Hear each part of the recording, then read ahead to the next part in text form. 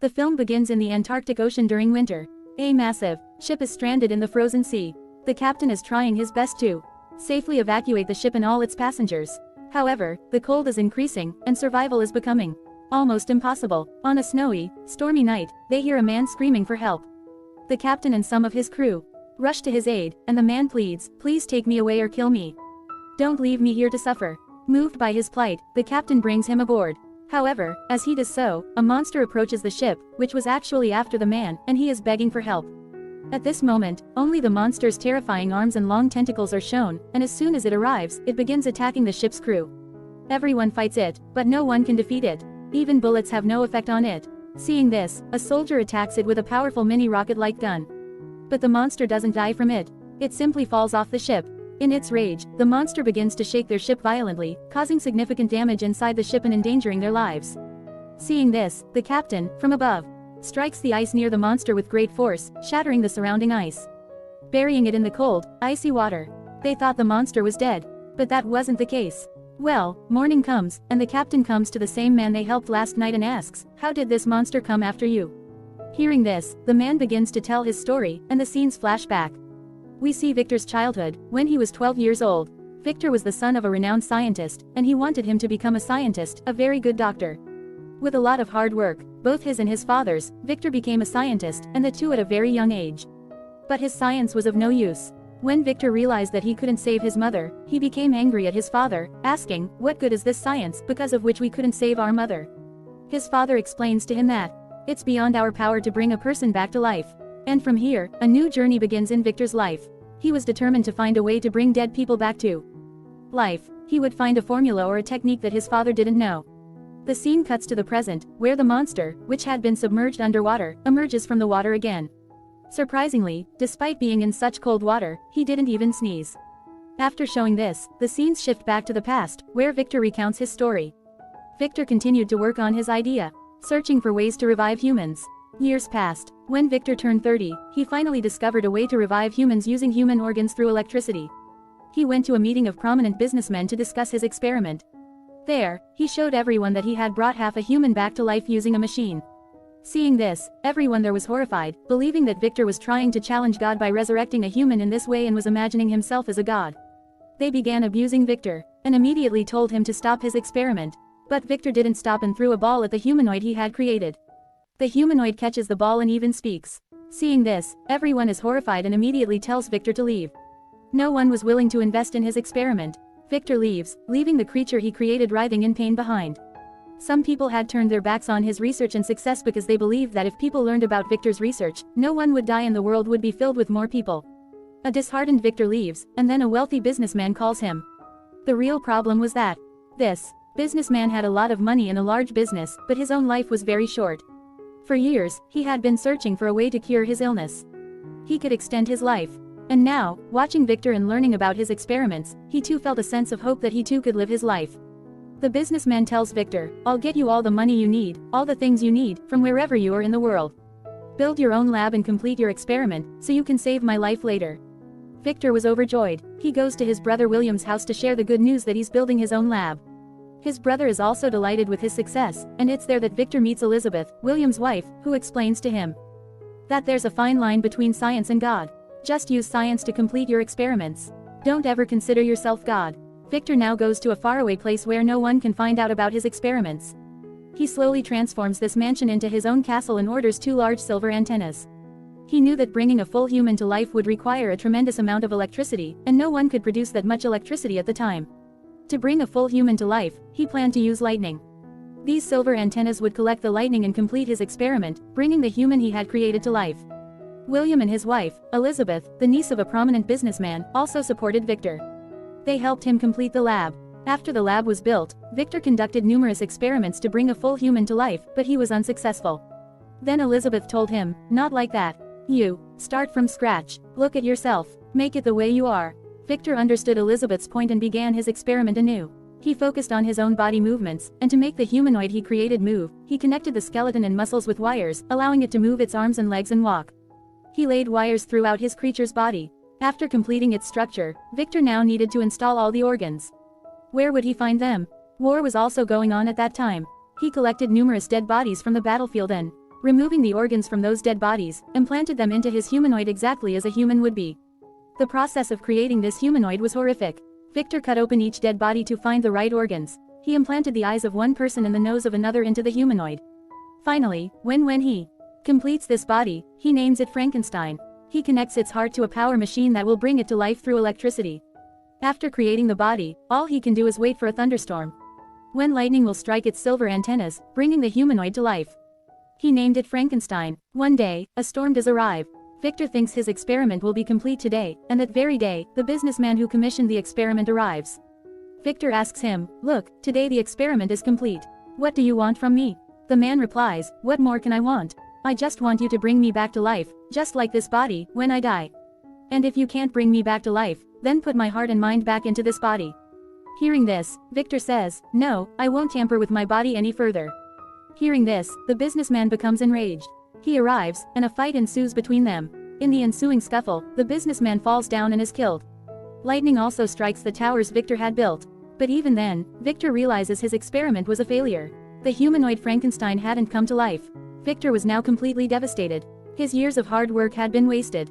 Exhausted, he fell asleep. When he woke up in the morning, he couldn't believe his eyes. Frankenstein could walk. He was standing before his eyes. The sight of his creature, bound in bandages, frightened him. Its movements were incredibly strange. It was obvious it wasn't a normal human being. Such is the way a creature connected to wires moves. Every part of its body belonged to another human being. This creature, cut into tiny pieces, looked terrifying. Victor himself was very afraid of Frankenstein. That's why he locked him in a secret room. Victor noticed that this huge creature's brain was comparable to that of a newborn baby. Victor now teaches him to speak, first naming him after himself and then saying, "I am Victor." Frankenstein, in the same manner, speaks in his terrifying voice, "I am Victor." With each passing day, Victor continues to teach him how to live a normal human life. But Victor forgets one thing: Frankenstein is mentally a child, and must be treated like one. A few days later, William comes to visit Victor with his wife, Elizabeth, and Victor is alarmed by their arrival, as Victor had killed Elizabeth's uncle. Victor hasn't yet met Elizabeth when Elizabeth hears noises coming from the basement. When she goes there, she encounters Frankenstein. She is both astonished by his sight and delighted at Victor's success. Seeing Frankenstein, she says, "You're so big." Frankenstein asks him his name, and Elizabeth tells him hers. Elizabeth also tries to teach Frankenstein things. She tells him 3 names: water, air, and fire. When Victor notices that Frankenstein isn't understanding what he's teaching, but rather Elizabeth's, because she's explaining things to him at a child's level, Victor feels a little jealous. Angered, he turns to his brother William and tells him to take Elizabeth away immediately. "The creature I've created is very dangerous. It's the one that killed Elizabeth's uncle." He shows William the body of Elizabeth's uncle and says, "If you value your life and your wife's, then leave today, and I'll kill this creature of mine too." William, following Victor's advice, takes Elizabeth out of the ship. As they leave, Victor pours gasoline all over the palace and sets it on fire, causing the entire palace to explode, sending Victor flying out. His leg was so badly injured that it was completely severed, and he was barely attached to the back of his body by a few veins. Seeing Victor's condition, William becomes distraught and takes him and Elizabeth with him to the city. The scene then cuts back to the present. In the present, we were shown that Frankenstein had emerged from the water unscathed and, seeking revenge, had gone inside the ship and begun setting fire to parts of the ship. The captain confronts Frankenstein and asks him, "Is the story Victor, your father, told you, true? Are you really so dangerous that you kill humans?" Frankenstein replies, "No, that's only half the truth. I've never killed a human. Yes, I do admit that I'm angry with Victor. I want revenge for what he did to me. He left me in the moving palace. I barely escaped through the basement. That path led into the woods. I wandered the woods for years." He says that Victor never even considered that I was a child. "How did I survive in that world, mentally? Even animals would run away in fear at the sight of me. I was so lonely. In the woods, hunters would see me and immediately attack me because they thought I was evil." Similarly, another time, hunters spotted him, and he couldn't escape, and they shot him. To save his life, he ran to a house and hid inside. When he regained consciousness, he saw that all his wounds had healed. Frankenstein recounted all this with astonishment. He said, "I looked inside that house again. There were so many people living in that house, lovingly. I realized that I too should have a family like that. I should have people like that with whom I could talk." Frankenstein watched an old man teaching his granddaughter. He secretly understood everything. He listened to their language, learned, and noted their behavior. Frankenstein felt a desire to become a part of this family. He saw how the family members went about their work and took care of the household. He also left the house to help them. He decided to provide for their needs. Sometimes he would break bundles of wood from the forest and leave them with them. Sometimes he would hunt a deer and shake them. The family is perplexed as to who is helping them. Grandpa then brushes them off, saying, maybe God is helping them. Some time passes, and the family decides to leave their home and move to the city. But Grandpa remains. It turns out that Grandpa can't see, but he can hear, and he always knew that Frankenstein was living in their house. He considered Frankenstein a human being and also knew that Frankenstein had always been there to help him. After his family leaves, Frankenstein appears before him, and the old man accepts him as a member of his family. During the time he stays with Frankenstein, he teaches him to live like a human being, teaching him to read and do all the things humanly possible. One day, Frankenstein learns everything, and Grandpa is talking to him. He asks him, where did you come from? Frankenstein is shocked by this question, as he doesn't have an answer. Grandpa explains, you must remember where you were last. Frankenstein replies, yes, I remember the place I came from. I can go there. Grandpa convinces him, go there, you'll learn about your life. Obeying his advice, Frankenstein comes to the same lab where Victor created him. There, he learns about Victor's experiments and is surprised to learn that he wasn't born, but created. He also gets Victor's address. He decides to go to Victor and request him to create another creature like him, with whom he can live and survive in this world. After learning about himself, he immediately goes to Grandpa to tell him the good news. But what he sees there is that Grandpa has been attacked by wolves and is on the verge of death.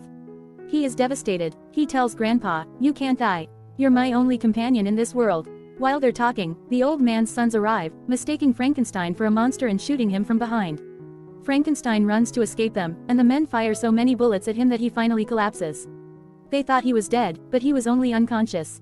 The next day, he regained consciousness. But now Grandpa was gone. His children had taken him away. Frankenstein now knew what to do. He had to go to Victor, who had already found Victor's address. While traveling, he came across Victor and his brother William partying. Enraged by the thought that he was living a life of pain while Victor was living a life of debauchery, he attacked Victor and declared, I will kill you. Victor replied, I want you to kill me. I regret creating such a hideous creature like you. I've regretted it ever since I saved a monster like you. Frankenstein tells him, I'm not a monster. But Victor ignores him and is about to shoot him. Elizabeth appears before Frankenstein and takes Frankenstein's bullet. Frankenstein is once again broken because Grandpa and Elizabeth were the only ones who considered him human. In grief, he picks Elizabeth up from his arms and leaves the party. William, also traumatized by the death of his wife at home, tells Victor, you've ruined everything. Although Victor continued to apologize, William expelled him from his home. Victor was now deeply enraged at Frankenstein for ruining his brother's life. Seeking revenge, he again tracked Frankenstein down, and in a fit of rage, cut off his nose. Victor declared, I will have my revenge on you. Frankenstein replied, well, if you want to get revenge on me, then find me. With that, he left, and years passed. For many years, Victor continued to pursue Frankenstein, taking with him many things that would have cost him his life. He could have killed Frankenstein. One day, Frankenstein himself appeared before him and said, what do you have to kill me? Give it to me, I'll kill myself, but if I don't die, I'll kill you. Victor handed Frankenstein dynamite, or a bomb, which caused Frankenstein to explode, but as usual, he didn't die. He revived after some time. From then on, he was after Victor, because, as he had promised, he had to kill him. While he was torturing and killing Victor, Victor called the captain and his men for help. This was the same scene shown at the beginning of the movie. In the present, Frankenstein was narrating this entire story to the captain and Victor. He told Victor, I never wanted anything more from you. I didn't even want to kill you. In the beginning, all I wanted was to find you and ask you to make me another one like me, with whom I could spend my life. Hearing this, Victor's eyes fill with tears and he apologizes to Frankenstein, saying, I didn't trust you, the one I created. Victor's condition was dire. He was about to die. But before dying, he tells Frankenstein, you must live in my place, and you must forgive me. You will. Frankenstein forgives Victor, and everyone on the ship begins to cry at this end. Finally, Frankenstein disembarks and frees their ship from the iceberg and sends it out into the ocean. Everyone is thus freed, all because of Frankenstein. Everyone waves to Frankenstein as they leave. Frankenstein was saddened to see humans drift away from him once again. But now he was determined to live this life alone, and the movie ends. Thanks for watching and subscribe to my channel.